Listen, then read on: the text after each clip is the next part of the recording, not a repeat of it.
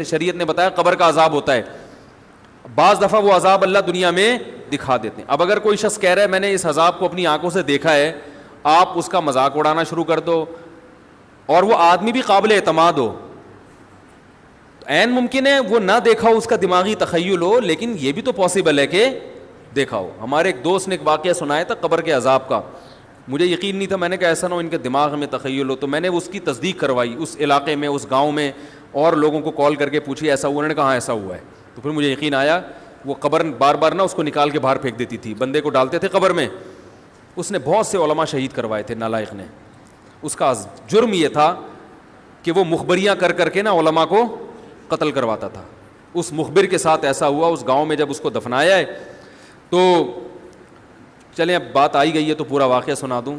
تو وہ جنہوں نے دفنایا نا, وہ ان سے میرا بھی تعلق تھا, میرے بیان سنتے تھے. تو مجھے آ کے انہوں نے واقعہ سنایا کہ ایسا کوئی مخبر تھا جو علماء کو شہید کرواتا تھا مخبریاں کر کر کے.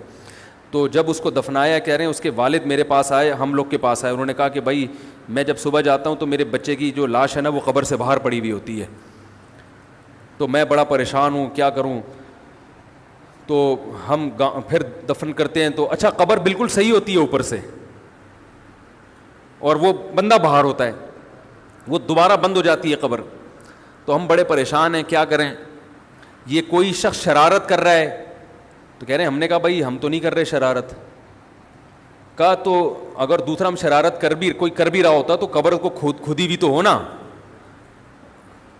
تو انہوں نے کہا, پھر یہ مشورہ انہوں نے ان کو دیا کہ تم ایسا کرو, لڑکا جو قتل ہوا, جو مرا تھا نا, جو قبر میں تھا, جس کی لاش باہر, نوجوان تھا, وہ بڑا مخبر آدمی تھا, وہاں کے گاؤں کے لوگوں نے بتایا. تو اس کی لاش جب باہر پڑی ہوتی تو باپ اور بھائی کو لوگوں نے مشورہ دیا اس لڑکے کے کہ تم لوگ رات کو قبرستان میں جا کے بیٹھ جاؤ, پہرا دو کہ کون آتا ہے نکال کے جاتا ہے اور قبر کو پیک کر کے چلا جاتا ہے. تو وہ صاحب مجھے بتا رہے تھے کہ اگلے دن وہ چیختے ہوئے آئے ہیں, چیختے ہوئے, باپ اور بھائی جو ہے نا. کہہ رہے ہم نے رات کو منظر دیکھا کہ پہلے ہمیں رات جب اندھیرا ہوا ہے نا تو قبر کے اندر سے چیخنے کی آواز آئی, اور ہمارے سامنے قبر کھلی ہے تو ہم نے اس لڑکے کو دیکھا کہ آگ جل رہی ہے اس کی لاش پہ, اور وہ ایسے ایسے اپنے سر کو پیٹ رہا ہے. کہہ رہے ہم تو خوف کی وجہ سے بے ہوش ہو گئے, ہمیں نہیں پتا اس کے بعد کیا ہوا. ہوش میں آیا تو وہ لاش باہر پڑی ہوئی تھی. تو میں نے کہا یار پھینکو بھی دنیا میں کم نہیں ہوتے. تو میں نے پھر تصدیق کے لیے ایک دو لوگوں سے رابطہ کیا, انہوں نے بتایا کہ ایسا ہوا ہے ہمارے ساتھ. تو یہ جو ترکی کا جو تھا نا اتا ترک, وہ مصطفیٰ کمال کو میں اکثر بیچارے کو کمال اتا ترک جو ہے نا, تو وہ غلطی سے کئی دفعہ میں نے کمال اتا ترک کے چکر میں مصطفیٰ کمال کا واقعہ بیان کر دیا. وہ مصطفیٰ کمال کا نہیں ہے, وہ کمال اتا ترک ہے. تو بھائی مصطفیٰ کمال اگر سن رہے ہو تو پیشگی معذرت. تو کمال اتا ترک کا بھی یہی ہوا ہے, مسلمانوں کا قاتل تھا, علماء کا قاتل تھا. ترکی سے خلافت اسلامیہ کو اس نے ختم کر دیا.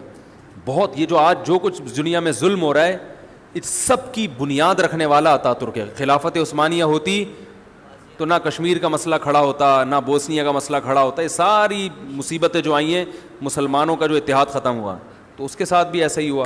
اس کو جب قبر میں دفنایا, قبر نے باہر پھینک دیا. نتیجہ یہی نکلا کہ اس کی قبر زمین کے اوپر ہے.